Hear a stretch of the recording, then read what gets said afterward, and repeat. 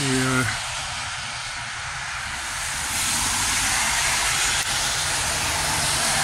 They had the gangster style Kodak Instamatic. Looks more like a gun. People are getting shot with that one, you know.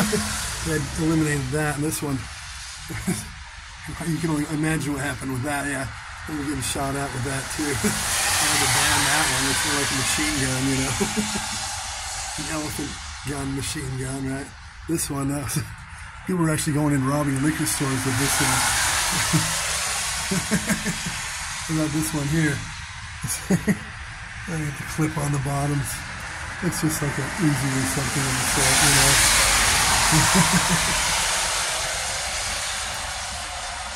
They had good, you know, lighting for the cameras back in the day.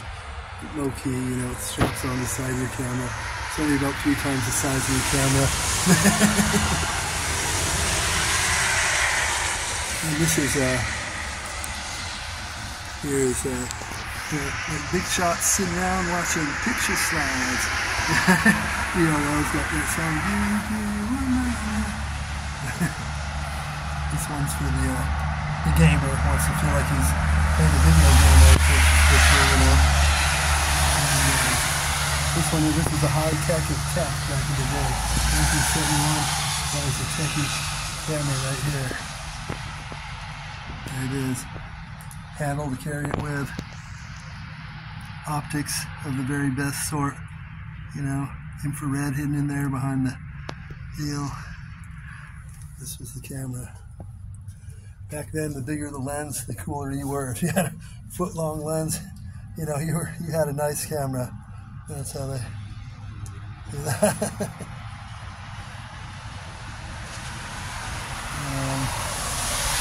Good old Canon, you know. It looks like a Canon. You know. Here we got a Nikon with a big lens. These things are all worthless, you know. You're always going to give me $5 for them, but they're good for a meal like this, you know. They're pretty cool. We got a Minolta, everyday Minolta, state of the art. And this one here, this is the biggie of the time, is the XL Rose developed that one back in the day. The XL. This one has the flash, the high-tech flash of the day. That was to let you know.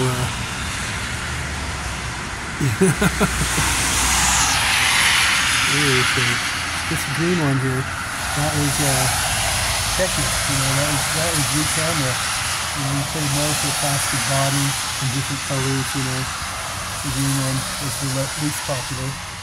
So probably worth more to this day. It's probably worth about $2 as opposed to $1 for the red and yellow. Little Nikon, cool pics. That one's not too old. I think I had one of those not too long ago. A little different model. The other one. And another one last time. And you go all the way over here to the Hanukkah. That was popular on Hanukkah, you know. So the Jewish crowd liked that one. And here we have the big lens. You tighten it up right off. They're falling off a lot of the cameras. This company came up with the put it around the end and you tighten the thing. It tightens it nice and tight and doesn't fall off. We have the Super 8 reel-to-reel. That was state of the art in the time too. And these made you feel like a real photographer. You have the or a dentist, a doctor. When they wear those things, you never knew what those were for, but it looked official on them and it intimidated the kids who were going to see the doctor, you know. This one, these bulbs, those burn out. You get about 3 blasts out of them and they melt, you know. The whole outside turns into a melted plastic, but kind of like a cheap aluminum disc with a bulb that goes out after 3 flashes, you know. And the brownie, I had a brownie when I was a kid. Black and white only shot about 8 pictures, got it from my grandmother. 6 good black and white, is the brownie, the Kodak brownie, one of the original cameras, yeah. There you go, the blue flat, nothing melts. And this one maybe melts right here. And you have this one just wind up. It's not for if you have electricity or battery, just wind it as you go. You know. This is for the techie trekkie type of dude. You know, for Darth Vader and kind of look like a Klingon warship, you know. So these are 1969. Oh, you were the dude if you have this one. The Polaroid that, you know, it's compact. The thing pops out there and makes it twice as big as. I mean, it's pretty small. It's a huge camera. I mean, see, you pop out the front of it, it's even way bigger, you know. So this is what was going on there. This is your spy camera. This is the CIA and the real spy people. You know, James Bond type of people right here. That tiny one down at the bottom, much smaller than the rest. It's low key. Kind of put it in the palm of your hand and take pictures. Kind of microfilm. Little mini. It's pretty cool. It would be cool to have this for a trinket because it still has that appeal as it. Yeah. Let's see. Okay.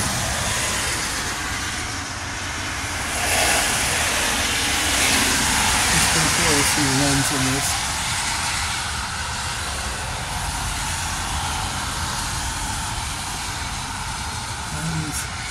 The camera to get in the day. The picture size, yeah, Minolta down there. You know, all types. This is a pretty cool wall. You got to hand it to this guy. You know, he had a whole collection of them in his attic, basement, whatever. He said, "What can I do with it? Put them up here." And it's a good thing. You know, you collect them and you say, "What am I going to do with them?" Well, let's show them off. That's better. This is the Jayce icon. It's a Russian camera. Pretty popular in the day, you know, if you're a Russian or a KGB agent. There's a good old Pentax, you know. There you have your picture slide at bank or maybe a reel-to-reel type. It's pretty interesting wall he's got here. A good old Sony camera. It's not all that old, but still way outdated. There it is.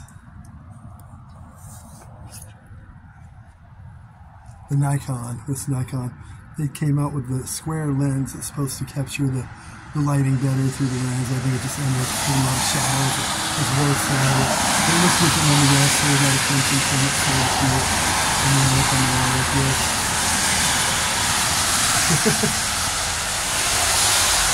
So this one here, that is the satellite camera. When you hook directly to the satellite, and you feed it right into the live feed with that camera right there. Satellite camera. High tech. That was put out about a year ago. It made it look like an old school camera. It was really one of the more high tech, but you get the extra satellite. I'm joking. This guy here, if you want to change lenses, if you want a timer, you know, you just wind the timer away. Or you change your lens, you know, different filters and toggle it around. This one here looks more like a gun, right? You carry that along with your sticking out of your backpack. It looks like you got the end of a machine gun there. A boom microphone. Back then, the longer and bigger, the more cool you were. It's an ultra sensitive microphone. Nowadays, they got them the size of a, you know, of a Tic Tac, a FET. It'll hear everything from the other side of your house if you're whispering, you know. That was the high tech at the time. The bigger, the more it hears. Nowadays, the smaller, the more it hears. So that's pretty much it. Whole lineup of different cameras, a reel-to-reel player. And the box, man, some of these cameras are in big boxes. They couldn't make them any smaller. And some of the looks of the colors, like, I guess they thought that was a new look. It's a handsome look we came out with. Let's face it, just the basic black camera works to this day, you know. I don't need colors. What's this one here? You can see it, let's see.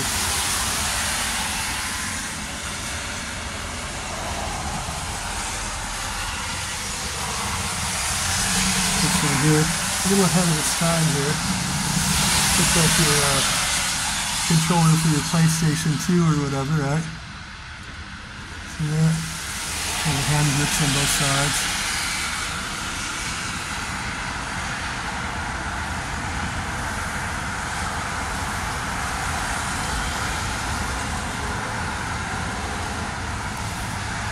interesting because without this...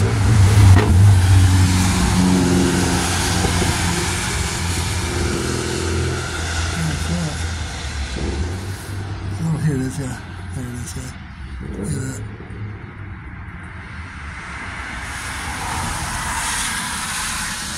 That's a quantum ray.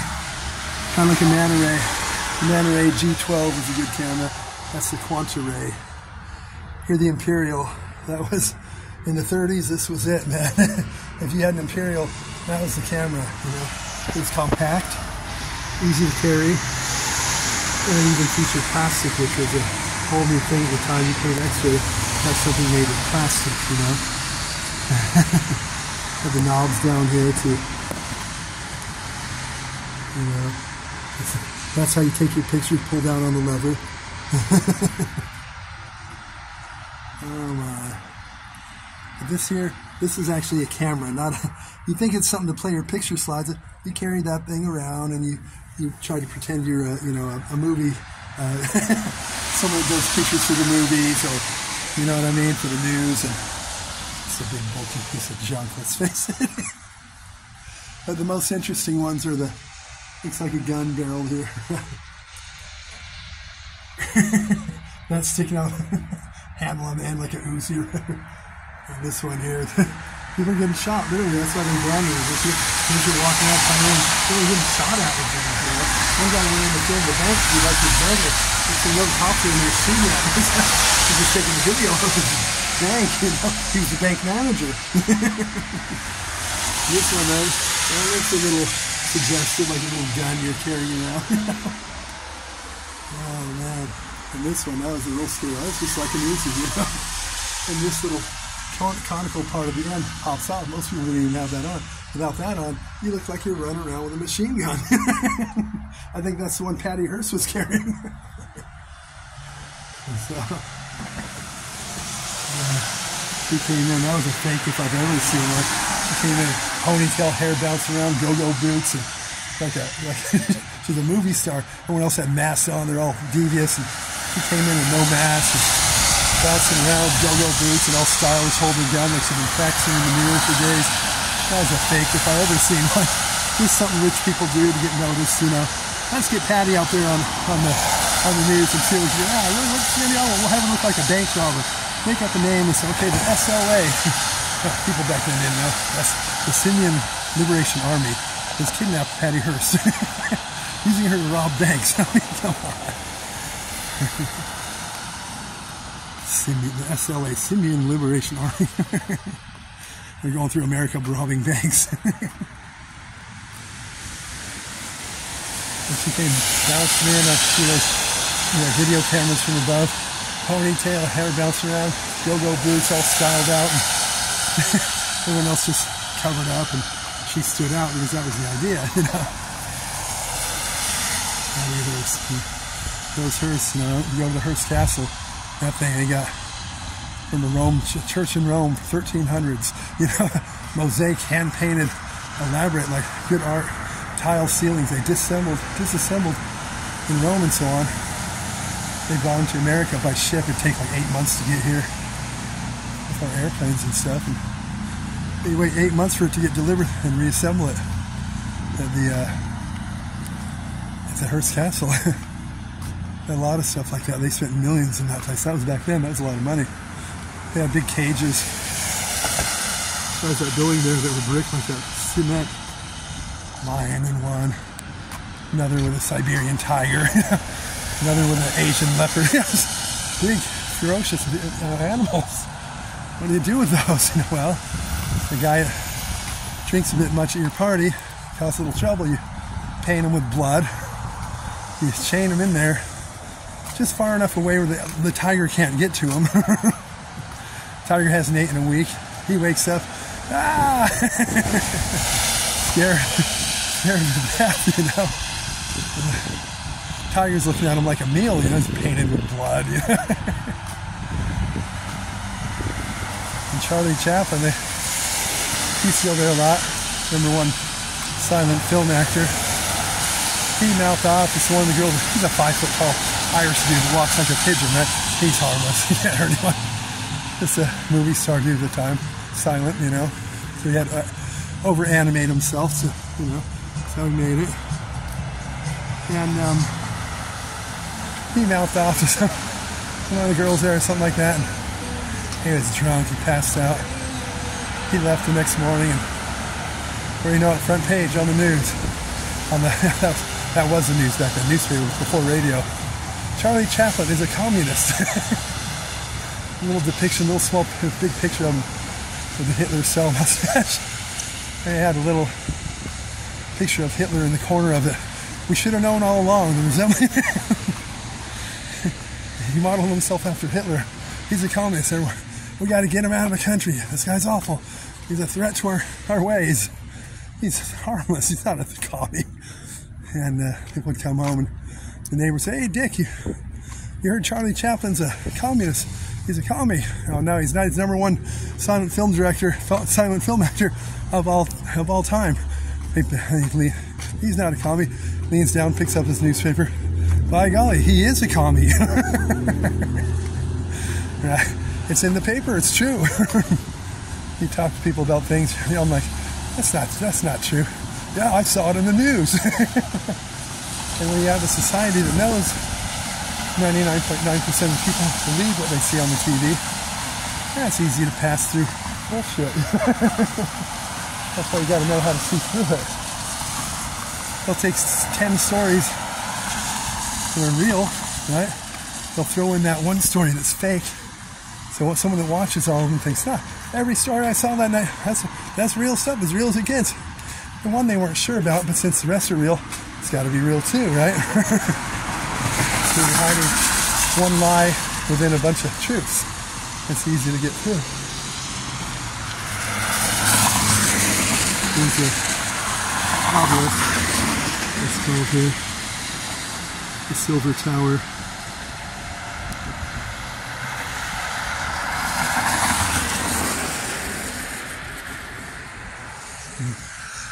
I'm going to shut this down. This guy here, I don't know how he's going to do the Alibaba. Let's see, here's it. Pretty fairly new. It's been here a few months. I'm going to try it, but the prices didn't look like a Alibaba subs. Always fresh. Yeah. And we got the Kung Fu studio here. Yeah, that one guy in the movie Kung Fu. And you snatched the pebble from my hand grasshopper. And you got blind man. You couldn't do it quicker than the blind man could shut his eyes. He got you every time, so he couldn't snatch that pebble from his hand. Who knew?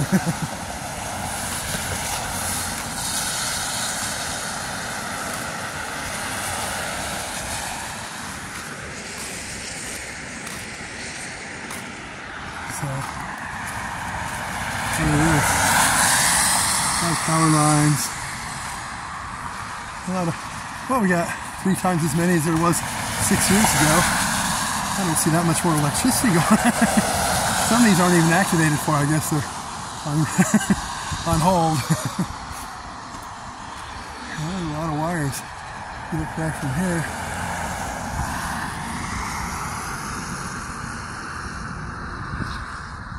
No one notices. A little more here, a little more there.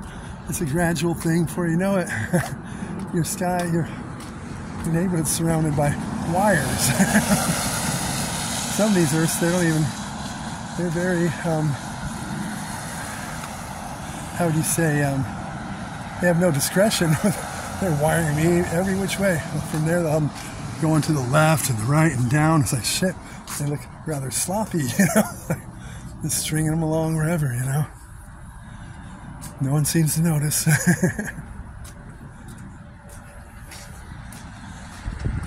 Private property, A&J Towing. That's the big tow company around here. They got all the city tows. Used to be Van Lingen.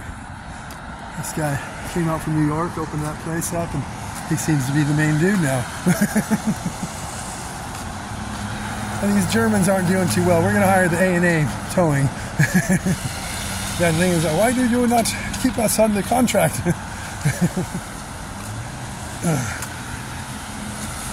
You know, Germans are perfectionists, right? They don't. The English language is Like there's a few other little ones that use the TH sound, like the, this, that. If you're a perfectionist like a German, think about it. That's a sloppy way to talk. Sticking your tongue in between your teeth. You know, the true German refuses to use that. So if he's learning English, instead of this or that, he says dis or that. Give me that. Give me dis. He refuses to stick his tongue between his teeth. You can't blame him. It does. It seems a bit sloppy, not too perfection-like, you know. So, English language is the only one that uses that. So, there's another one here and there, a few little ones that you never heard of, but basically the English language. You're going to find it in the Dutch, the Welsh, anything. It's the English language. But I'm glad we use it. It does seem a little sloppy when you think about it. When you're used to it, it's very normal. Psychic eye shut down over here. The psychic eye, yeah. Remember, it was just a little hole in the wall, little 20 feet deep by 12 feet wide used bookstore. Not too much about psychic things. Stupid books. But it drew the attention to the people that want to be psychics and stuff, you know. It's cleared out now. On this side, they pulled a big dumpster there to load everything in. Got the health spa. The Psychic Eye Health Spa. See? That's still in business. A couple of girls, cute looking chicks working there. You know, it's a little pricey, but, you know, pay a little extra for a little extra. Sometimes you got to pay more for something that's better than the average, you know.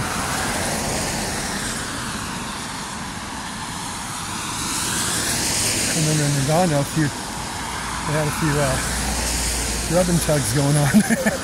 And they did a sweep, shut them down. There's one down on Catalina, right? Guy and his wife. Well, they got sounded, you know. She was doing the extras and he would sit in the front room waiting. She doesn't know that. Yeah, if you're an older person maybe, but yeah. There's one on PCH I know. I never did. I don't know those things, but you've heard about it. If you live around the area, you know where they all are, you know. Everyone does. That's why you wonder, how do they get buses? Everyone's known about that, you know. And Simply Tiles here. He used to go to BJ Liquor on Catalina, BJ's, and that was his name, BJ, and his wife ran it. Kind of like Al's Coney Island. Never seen Al's Coney Island. Him and his wife came out from New York. Jewish couple, he started that. Kind of like New York Deli. Couple, guy and his wife from New York came out and started the New York Deli. Good sandwich, pastrami sandwich, or the corned beef, you know. Great. It's thick in the center, big thick meat. Thins out a little bit on the outside, but nothing like biting into some good meat in a thick amount like that. Normally sandwiches, all it tastes is the bread, you know, and the sauce, never enough meat. So I like the New York Deli. Then he opened up one on Hermosa Pier, up next to Fat Face Fender's upstairs. I talked to him about it. He goes, I don't know what happened. I thought for sure it would kick in. Everyone would like it. No one even noticed it. He said I had to shut it down, yeah. But you're paying $14 for a crap sandwich at the bar. You can pay $8 for a good sandwich, walk outside the bar and get it from him, but no one caught on, yeah. Al's Coney Island is right next to Foster Fees on PCH. I used to go to Al's Coney Island and get a pizza dog. That's where I learned how to make the pizza dog. I learned from people like that. He made a good pizza dog. He'd put 2 at a time in his toaster oven, cook them up next door. I'd go next door and get the shake from Foster Fees. And then when I was done, I'd take my motorcycle up to Marineland. Sometimes bring Tara. Go up to Marineland, which is like SeaWorld, in Palos Verdes. And they have one tank, you know, in Marineland stuff. You go underneath, under the ground. There's a big window down below that matches up to the giant aquarium. You can see the fish, sharks, whatever, whales, whatever's in there on the other side. They had one section where the customer, you know, the person, the guest, that goes there, you pay a little extra. They give you a wetsuit, snorkel, fins, and mask. And you can go down there and swim with these wild fish. And we even had little sharks and stuff. A couple of Asian guys they brought their own wetsuits. But back then, a lot of the Asians like the red on their wetsuits, colorful wetsuits. They were getting attacked by the sharks because they viewed it as blood, like a feast. You know, they only let you use their wetsuits. It was like SeaWorld, but a little smaller. Go there. That was pretty cool. Then that shut down, and Foster's Free shut down. Al's going out. Al died. His wife tried to continue it. She just wasn't the same back there. So she wasn't happy, you could tell, and she quit. You know, she didn't do it anymore. It was no fun on her own. It was just her and her husband ran it. It was pretty cool.